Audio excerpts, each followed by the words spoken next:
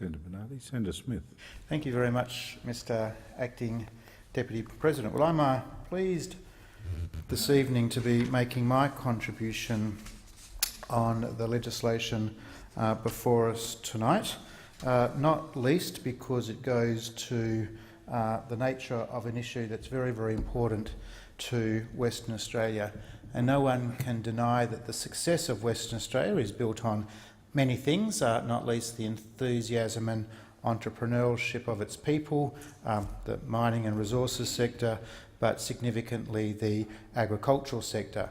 Let me begin by saying I have some sympathy for the arguments that Senator Bernardi and the Australian Conservatives have put forward. I too am a very, very strong federalist. Indeed, I came to this place a number of years ago and fought vehemently against the recognition of local government in our Commonwealth Constitution on the basis that I decided, and I was pleased to be supported by many colleagues on this side, Senator Brown, came to the very, very strong conclusion that recognising local government in our national constitution would undermine local decision-making, undermine the independence of local communities. I'm pleased to say, or pleased to remind you, Senator Brown, that when that proposition had been put twice before to the Australian people, they also rejected it. So on that issue, I was just carrying the argument of popular opinion. But what we're talking about tonight gives effect to the 2016 election commitment to establish the Regional Investment Corporation, an opportunity to streamline some of the payments that are made through the Department of Agriculture to support agricultural communities. Most importantly, of course, to my home state of Western Australia are those farm business concessional loans programs, but it will support farmers and agricultural communities in states like Victoria and South Australia as well, because it will become the vehicle through which the National Water Infrastructure Loan Facility will be attached, and of course future programs supporting agricultural communities. It's interesting. Over the last few weeks, I've had an opportunity on a number of occasions to meet with the new West Australian Minister for Agriculture, the Honourable Alannah MacTiernan, former member for Perth. Happy to put on the public record, being very, very grateful for the opportunity that she has given to me to talk about wild dog control in Western Australia, a very, very important issue, and I'm sort of positively expectant that we might get some good news from the West Australian State Government in regards to wild dog control. But also she's shared with me some concerns she has about the RIC and how it might work, and importantly how the Farm Concessional Loan Scheme might actually operate and how might that affect West Australian farmers.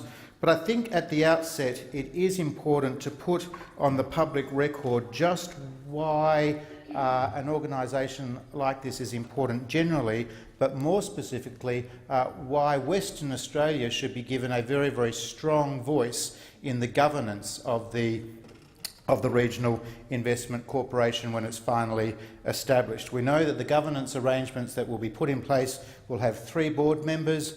We know through the committee inquiry process that the governance arrangements were the point of a discussion, some commentary from West Australian stakeholders. And I might just go to that point first, that in the committee process around this particular piece of legislation, various West Australian organisations, not least, of course, the Pastoralists and Graziers Association of my home state, but also the West Australian Department of Industries and Regional Development, drew attention to raise some concerns about the governance arrangements that might be put in around the RIC. And it might just be worth quoting from page 8 of the committee report.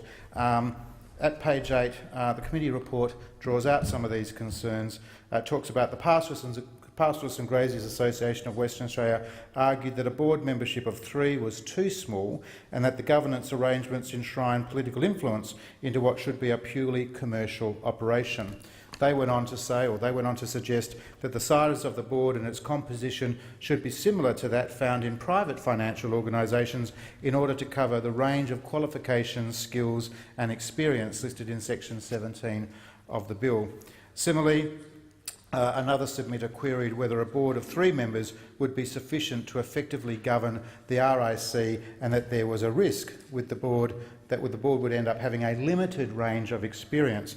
And of course, one of the merits that's been put through, one of the merits that has been argued in regards to the governance arrangements around the RIC is that it will be seeking to draw out and bring to the board of the organisation a skill set that is broadly focused on agricultural interests. Banking and finance, of course, agribusiness experience, financial consulting, auditing, economics, and of course bringing to the board, bringing to the governance experiences that directly affect rural communities and rural industries. I think it is just worth sharing for the contribution tonight what it was that the West Australian Department of Industries and Regional Development had to say. They also raised concerns about the proposed board in terms of both the membership under Clause 16 and what constitutes a quorum under Clause 29. It argued that as the RIC is to manage a loan portfolio of $4 billion and up to 1,000 clients, while operating across all jurisdictions with variations in climatic and production zones, 3 members would provide an insufficient spread of skills and experience for effective governance. Now, I think it's important just to put those concerns on the table to remind people that there has been an important debate about the governance arrangements in regards to the RIC. But I say to the Pastoralists and Graziers Association, I say to the West Australian Department of Industries and Regional Development, you have nothing to fear. There is nothing to fear in a board membership of 3, if we make sure there's a very, very strong West Australian voice amongst those 3 board members. And tonight I just want to make the case that having a West Australian board member on the RIC doesn't just suit our parochial interests, it is actually very, very important when you contemplate, when you're reminded about the significant contribution that West Australian agricultural communities play in supporting Australian agriculture and Australian exports. Western Australia's agriculture and food sector is not only a world-class producer of high-quality, safe agriculture, food and fibre products, vital to our state's economy, but is also important to feeding not just West Australians, but of course people across the whole country, and significantly supporting our export arrangements. And if the purpose of this body is to better administer farm loan arrangements to farmers in a state like Western Australia with such a huge, not export potential, we hear a lot about the export potential of other states and other territories, but you only have to look at wheat and the importance of wheat exports, not just to the West Australian agricultural economy. The great bulk of wheat that is produced in Western Australia is exported. That is a very, very different scenario to the rest of the country. And when you think about the contribution that wheat and other grains make to supporting the breadth of the wealth that is generated in this country through agriculture, I would argue that it is very, very important to have a strong West Australian voice, strong West Australian skills, not just on the board of the RIC, but in its management and its infrastructure. And it might just be worth reflecting on the export focus that is the bread and butter of Australian agriculturalists. The agricultural sector places a high value in Western Australia on its overseas markets, agriculture being WA's second major export industry. It's worth just reflecting on that. Australians know all too well that West Australia's wealth, its productivity, very, very much built on the success of its mining and resource development. But after that, agricultural exports account for the second largest volume of exports. And of course, in Western Australia, our state exports account for 80% of our agricultural production. 80% of our agricultural production is exported.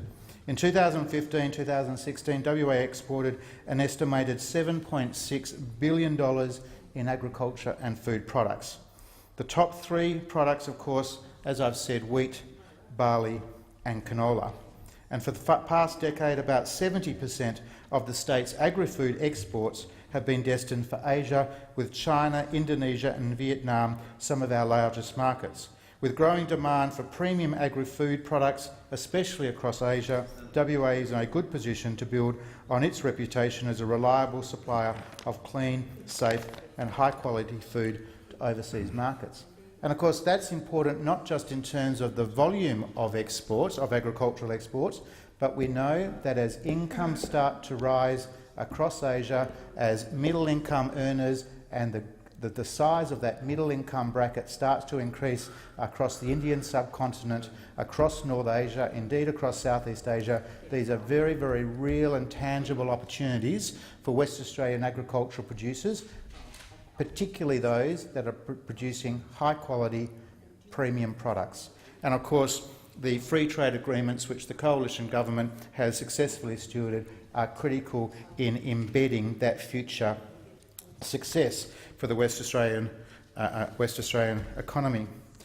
I might just actually reflect briefly on what is the current farm debt experience across broadacre and dairy farms across the country. And people might be surprised to learn that in the recent past, or over recent years, New South Wales has witnessed a 9.7% increase in farm debt over broadacre farming properties. Victoria, 16.9%. Queensland, a reduction by 9.2%. Western Australia, an increase of 8.6%. South Australia at just 1%.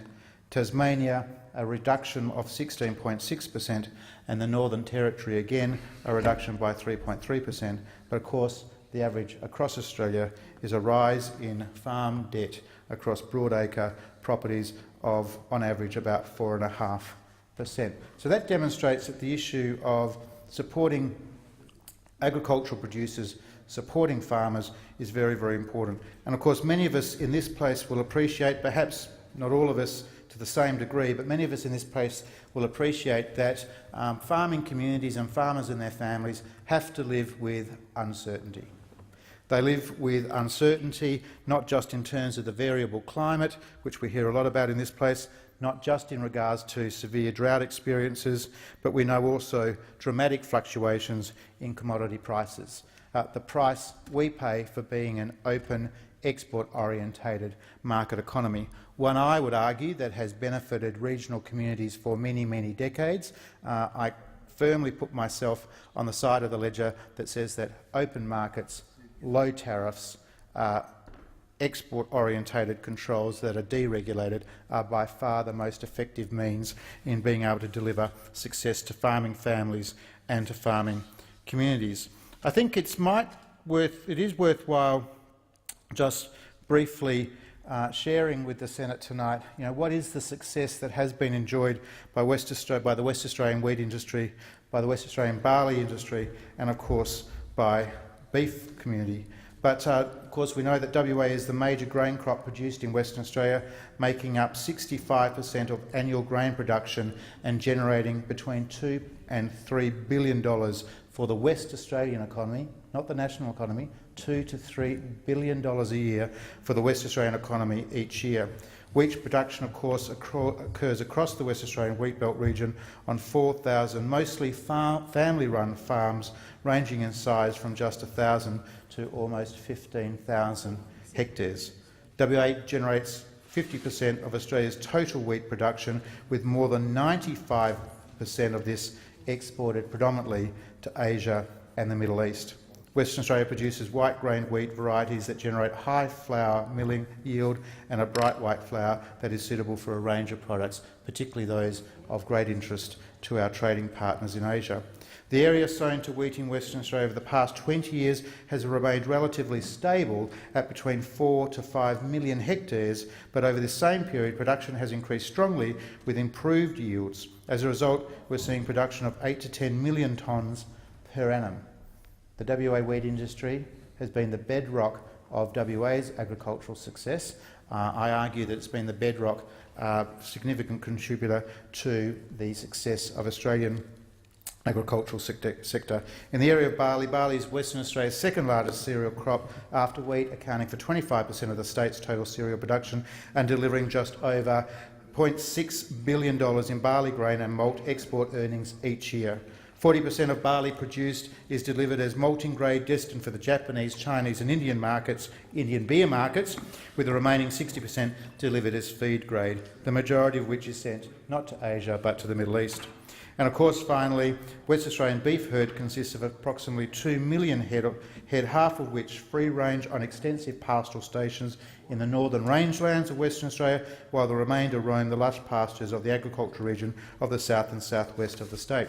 So the issue of governance around the Regional Investment Corporation is one that the new West Australian government will pay particular attention to. It's one that I'll be paying particular attention to because I think we know that West Australian agricultural communities provide tremendous support, tremendous level of economic activity that supports that supports the entire Australian agricultural industry. But more than that, I would argue that there's a level of innovation that happens across West Australian farming communities. There's a level of there's an appetite to try new techniques to make sure that we get the best productive value out of land.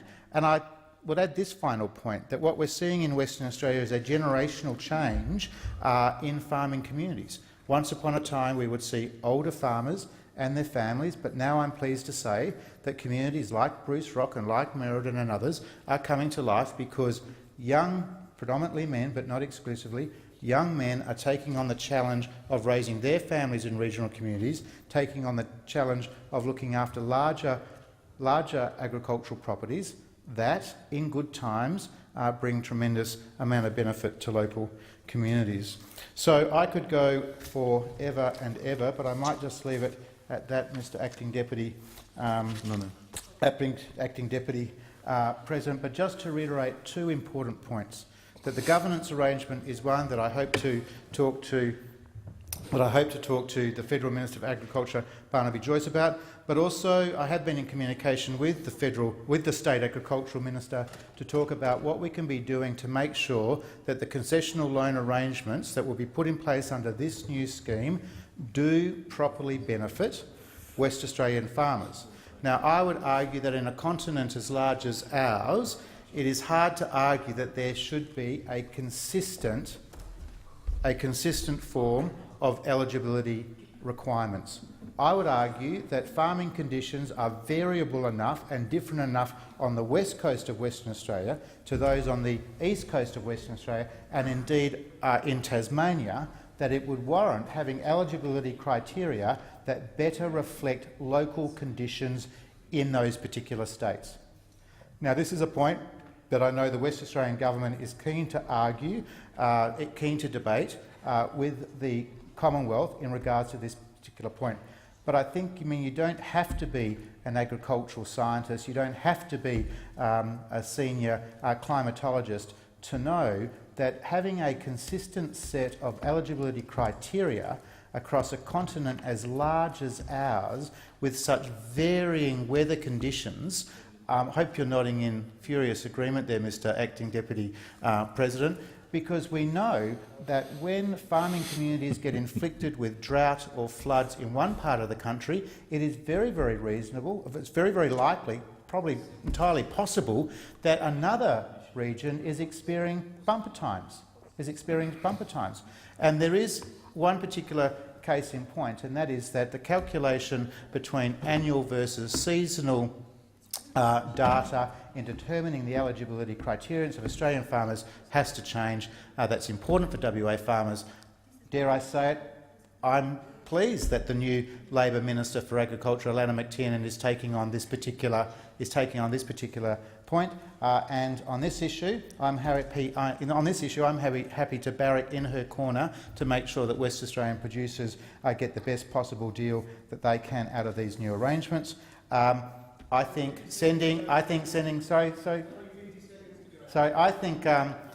the idea of putting the RIC in orange is debatable. I've got to be honest with you.